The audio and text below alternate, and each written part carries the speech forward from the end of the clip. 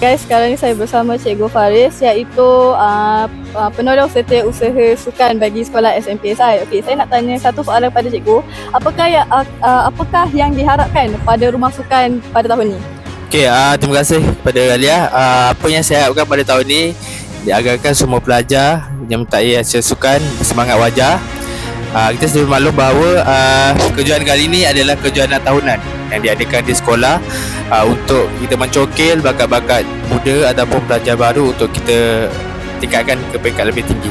Okey, saya akan kepada semua pelajar rumah sukan bersemangat untuk memenangi dalam acara kejuaraan ini. Terima kasih. Okey korang dah tengok kan montaj dan juga interview daripada penolong setiausaha sukan. So, jangan lupa Johanan terakhir bagi sekolah SMPSI. So, jangan lupa menonton kami di TikTok. Okey, bye-bye.